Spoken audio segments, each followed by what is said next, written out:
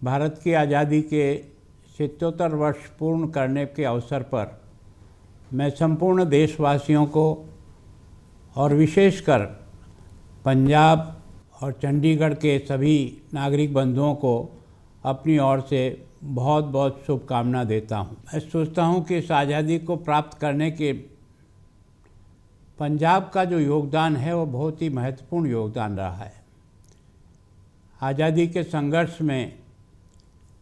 शहीद भगत सिंह को हम सब इस दिन केवल पंजाब ही नहीं सारा देश याद करता है।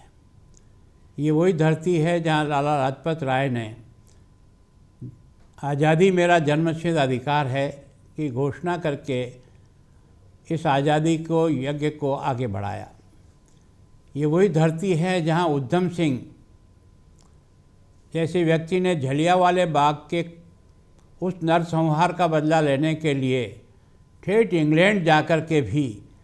और उसको गोली मार करके उसको इस बात का एहसास कराया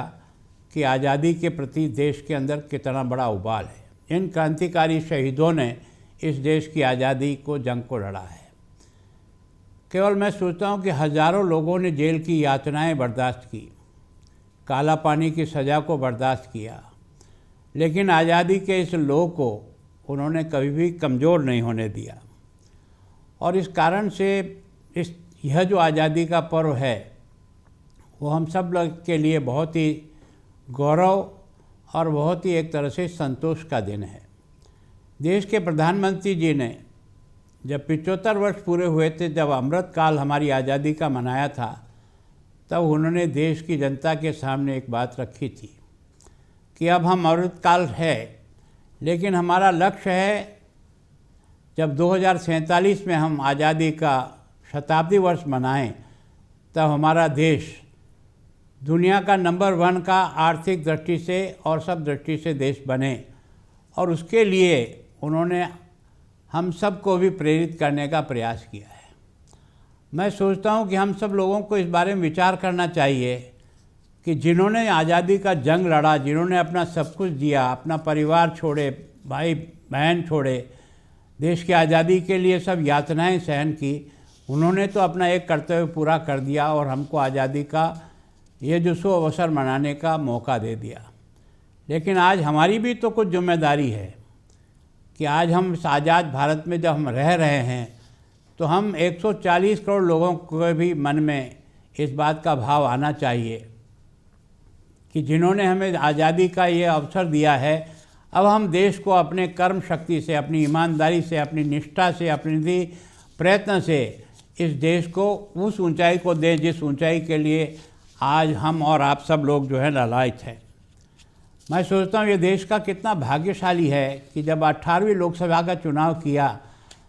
तो 65 करोड़ लोगों ने मतदान करके इस देश के लोकतंत्र को दुनिया को दिखा दिया कि भारत की जनता अपने लोकतंत्र को कितना प्यार करती है। यानी यहाँ सरकारें आई और सरकारें गई, लेकिन किसी प्रकार की कोई हिंसा या किसी प्रकार का विद्रोह नहीं होना। इसका मतलब यह है कि लोकतांत्रिक दृष्टि से भारत एक मॉडल बनकर के आज दुनिया के सामने उपस्थित हुआ है। मैं सोचता हूँ कि देश की आज़ादी के बाद अयोध्या में भगवान श्री राम के मंदिर का निर्माण हम सब के लिए बहुत ही गौरव और आनंद का विषय है।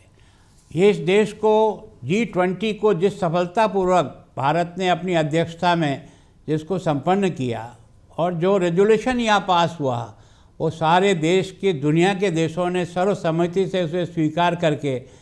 भारत और भारत के द्वारा G20 को जिस सफलतापूर्वक दुनिया के सामने रखा, उसके कारण से हमारी प्रतिष्ठा संपूर्ण दुनिया में आज इस दृष्टि से बहुत बहुत आगे बढ़ी है। जब हमारी लोकसभा ने नारी शक्ति वंदन अधिनियम को पास किया और पहली बार आने वाले चुनाव में महिलाओं को विधानसभा में भी और लोकसभा में भी 33% का आरक्षण देकर के लोकतंत्र में नारी का कितनी भागीदारी है वो हम 75 वर्ष के बाद जो है वो तय कर पाए। वो सौभाग्य भी हमें मिला। भारत आज डिजिटल इंडिया के रूप में जाना जाता है। मैं सोचता हूँ कि इस डिजिटल की दृष्टि से हमने दुनिया का एक तरह से नेतृत्व किया है। मैंने यहाँ आने के बाद अनुभव किया कि पंजाब में कई चुनौतियाँ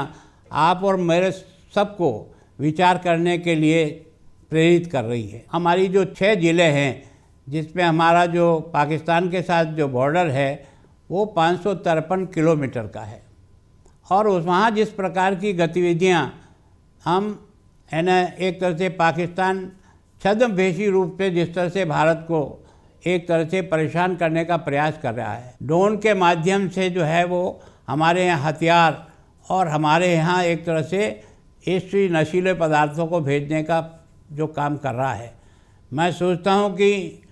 हमारी फ़ौज ने, हमारी बीएसएफ ने, हमारी बॉर्डर सिक्योरिटी के सभी लोगों ने और वहाँ के लोकल लोगों ने मिलकर के उस पर काफ़ी कुछ कंट्रोल करने का प्रयास किया। पंजाब की पुलिस ने भी एक तरह से उनकी मददगार बनकर के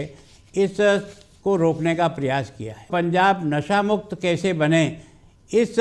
विषय को हम सब लोग गंभीरता से लेकर के और सीमाओं को सुरक्षित करने की दृष्टि से सीमा के गांवों को हम वहां के सुरक्षा कमेटियां बना करके अधिक से अधिक उनको कैसे देश के लिए काम करने के लिए प्रेरित कर सकते हैं। केंद्र सरकार हमें हर प्रकार से मदद कर रही है, लेकिन फिर भी हम राज्य और केंद्र दोनों मिल कर के पंजाब के विकास के लिए, चंडीगढ़ के विकास के लिए अधिक से अधिक कैसे काम करें। और सबसे बड़ा काम जो हम कर सकते हैं, वास्तव में आज़ादी का जब पर्व मना रहे हैं तो ये दूसरे से शुरू नहीं होगा, ये हमको अपने व्यक्तिगत रूप से शुरू करना पड़ेगा कि हम देश के लिए किस प्रकार से, किस तन्मयता से, ईमानदारी से, निष्ठा से, पूरा परिश्रम पूर्वक कैसे काम कर सकते हैं। तो मैं एक तरह से पंजाब के और चंडीगढ़ के सभी नागरिक बंधुओं से विनम्र प्रार्थना करता हूं कि हम अपने देश को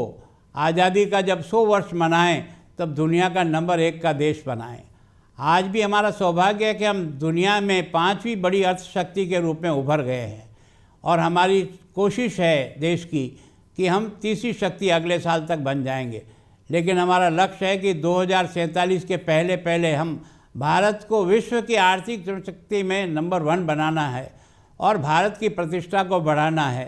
कभी यह विश्वगुरु था, अब वापस विश्वगुरु बनने की ओर कदम बढ़ा रहा है। अब आपका और मेरा ये दायित्व है कि उसको इस विश्वगुरु बनाने में हम व्यक्तिगत रूप से कितनी मेहनत और कितना परिश्रम करके ये सम्मान इसको दिला सकते हैं। एक बार फिर पंजाब के और चंडीगढ़ के सभी बंधुओं से मेरी विनम्र प्रार्थना है कि देश के स्वाधीनता के इस पुनीत अवसर पर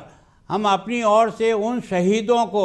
एक तरह से श्रद्धांजलि दें जिनके कारण से आज़ादी का अनुभव कर रहे हैं। आज हम अपने देश के उन फौजियों को भी याद करें जिन्होंने सीमा की सुरक्षा के लिए अपना सब कुछ न्यौछावर करके देश के तिरंगे को उन्होंने जो सम्मान दिलाया है। मैं सोचता हूँ उन्होंने सब कुछ किया है, हम भी तो कुछ करें। इस भावना के साथ मैं आपसे विनम्र फिर प्रार्थना कर रहा हूँ कि हम सब मिलकर के प्रयास करें कि हमारा देश और हमारा पंजाब और हमारा चंडीगढ़ कैसे विकास की दौड़ में एक तरह से आगे निकले। इन्हीं भावनाओं के साथ आप सबको मेरा नमस्कार। जय हिंद।